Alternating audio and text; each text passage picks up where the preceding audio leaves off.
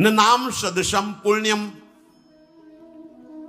नाम से बढ़कर के कोई भी पुण्य नहीं। 1 किलो सोना, 10 किलो सोना, 10 करोड़ रुपया, जमीन, ये वो दुनिया की सब नाम के बराबर नहीं। आप कह रहे हो, पर मैं बोलते चले जा रहे हो, कैसे कह रहे हो कि हमने सुना है स्वर्ण का दान, अमुक दान, कन्या दान, अन्न दान, ये दान, वो दान।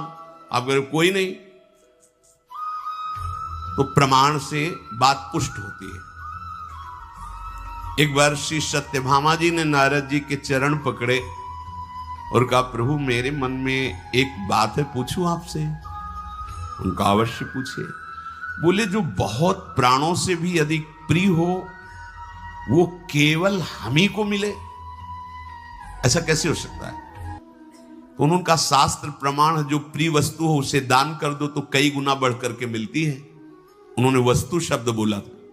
जो बहुत प्राणों से प्रिय हो और वो सदैव मेरे पास रहे वस्तु, तो उनका हमने शास्त्रों में, रचनाकारों में, महापुरुषों में ये बात देखी है कि वो कहते हैं कि यदि जो प्रिय वस्तु है उसका दान कर दिया जाए तो कई गुना बढ़कर मिलता है। अच्छा, क्योंकि भगवान सबके प्राण प्रिय है, रुक्मिणी जी के भी है, जाम्बवती जी के भी है, कालिंदी जी के भी है, और भी।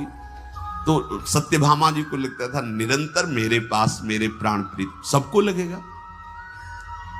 तो उनका प्रभु फिर सबसे प्रिय श्री कृष्ण है। वो दान कर दो, सिद्धांत है। किसको दान करें? बोले, हम बाबा जी, इससे बढ़िया पात्र कहां मिलेगा, हम ही को दान कर दो। ठीक, बुलाए गए ब्राह्मण, संकल्प पढ़ा गया, हरि ओम समर्पयामि। सत्यभामा जी ने श्री कृष्णचंद्र जी कहा, नारद जी का बीणा उठाओ, चलो हमारे साथ। सत्यभामा जी ने कहा, आपने तो कहा था कि कई गुना बढ़कर आपके पास मिले। तो बोले, आगे फल मिलेगा, अब तो आपने हमें दान कर दिया। रोने लगी, प्रभु ऐसा, हम इन्हीं के लिए तो कह रहे हैं ना कि एक क्षण भी मैं इनसे विलग नहीं रह सकती, इनका वियोग नहीं सह सकती। चरणों में गिर गई। अच्छा, तो फिर तुम ऐसा करो, इनके बराबर कुछ दे दो तो इनको हम छोड़ देंगे, वो चीज ले लेंगे।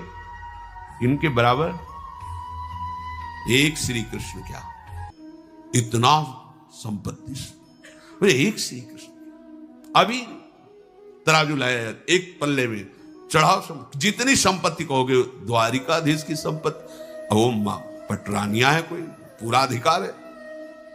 इसी को हटाने के लिए लीला की थी।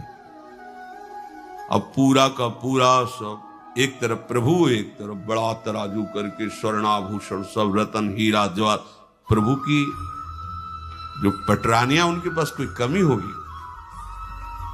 श्री कृष्ण का पल्ला तो नीचे ही जमा हुआ है, अभी उठा ही नहीं। अब होश उड़ गए कि अगर बराबर नहीं दे पाई तो नारद जी तो ले जाएंगे हमारे प्रभु को। रुक्मिणी जी के पास गई, चरणों को पकड़ा, बहन बड़ी गलती हो गई, हमने ऐसा ऐसा किया। अब बात तब बनेगी जब पलड़ा में समान वस्तु, तो आप भी अपने ये सब आभूषण, आपके भी प्रीतम है ना। अब बात आ रही कि आपके भी है ना, नहीं कह रही थी केवल मेरे ही रहे। ऐसे सब रानी पटरानी सबके चरण पकड़े। रुक्मिणी जी तब तक मौन नहीं, महालक्ष्मी का अवतार है, सब प्रयास कर रहे, मुस्कुराते हैं। अब जब देखा कि पड़ले ही नहीं उठ रहा, रोने लगी। अब क्या होगा? रुक्मिणी जी ने कहा, आप चिंता मत करो, मुझे पता है किससे तौले जाएंगे। एक तुलसी दल लिया और लिखा कृष्ण, और हटाओ से उठने आभूषण, और जी ही ऐसे रखा, प्रभु का पल्ला हल्का हो गया, नाम का पल्ला भारी। तुलसी दल लिया और नारद जी ने अपनी जिह्वा पे विराजमान किया, कृष्ण कृष्ण कृष्ण चल। महिमा, नाम के सदस्य नामी हल्का पड़ गया।